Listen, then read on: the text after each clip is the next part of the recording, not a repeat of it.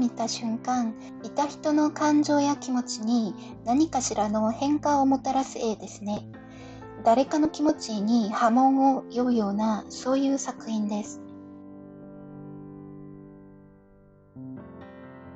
それに関しては様々なケースがありますけど、共通的に言えるのは、自分が描き終わった後もまたその作品を見たくなるような絵ですかね。他の作家さんもそういう経験があるかもしれませんね。自分からしてもうまく描けたと思う部分には、ここを気持ちよく描けたなというノリが絵に残っていて、つい繰り返してみたくなるのかなと思います。パッと見た時に、その絵で一番描きたかったものが何なのか、分かりやすくストレートに伝わる絵、つまり見やすい絵ですね。たまにいろいろ欲張りすぎて可読性がむしろ悪くなった絵もありますが、描きたかったものを簡潔に分かりやすく表現できた絵は、やはり描いた時も感想する時も気持ちがいいですね。儚い雰囲気は結構意識して入れるようにしています。多分自分の好みの一つなんだと思います。特に力強いけどどこか儚い、少し矛盾している感じですね。男性キャラを描くのも結構好きなんですけど、やはり女の子の方がたくさん描いている分、男の子キャラより感情の表現が得意になった部分はあるかと思います。描いてるキャラクターの性格や心理、今置いてるシチュエーションを想像しながら描くと、さらに表現のアイデアが生まれたりもします。やっぱりやってみたいと思ったものは、とりあえず一回でも手にかけてみることですかね。同じことを同じ形式でずっと書くよりは、書きたいと思うのがあれば、不慣れな分野でも一度書いてみた方が得るものもあったりしますし、自分の場合、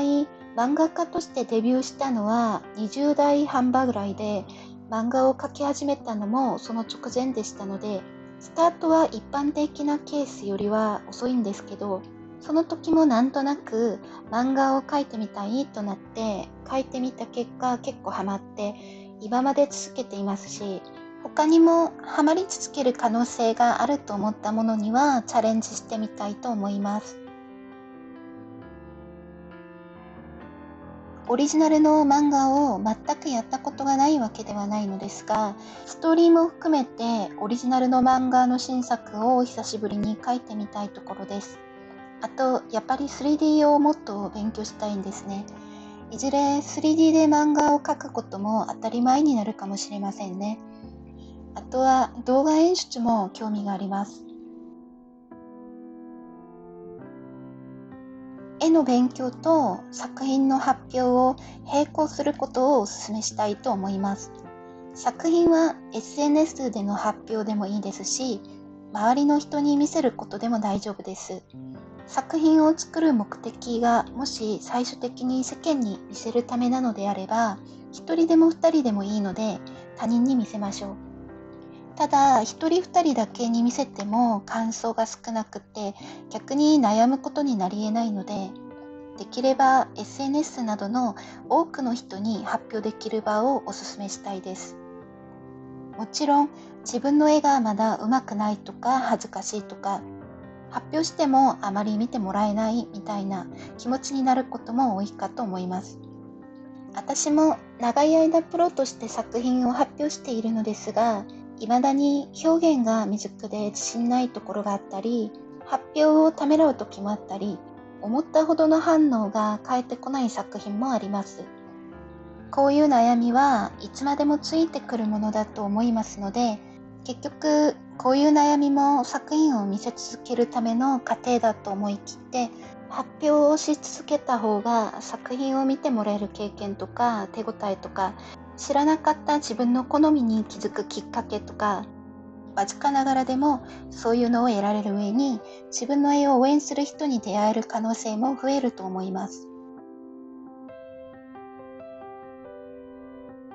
基本的に人の作品を見てわざわざ意見を言葉にして言うことは結構面倒なことだと思います。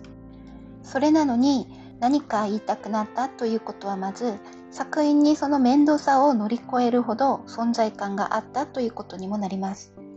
だから無視していいほどの悪質的な悪口じゃない限り、ある意味嬉しいことだと思っていいと思います。たまには参考にもなります。私はポジティブな意見もネガティブな意見もどちらも活発に言いたくなる作品を作りたいと思っています。作品から多様な感情や感想を引き出せるのも作品の力だと思っているからです。手元に抱えずに作品をたくさん世の中に発表してほしいです。自分に限った話かもしれませんが、振り返ってみると未熟だったなと思う作品はたくさんありますけど、やっぱりどれも人に見せてよかったなと思っています。人に見せることと、その後についてくるいろんな感情に自分が慣れたところから、もう少し作品と一対一で向き合えるようになったと思います。今、プロを目指している方々がこれから作り出す、まだ見たことのない作品に出会えることが、読者やイラストファンとしても今からとっても楽しみです。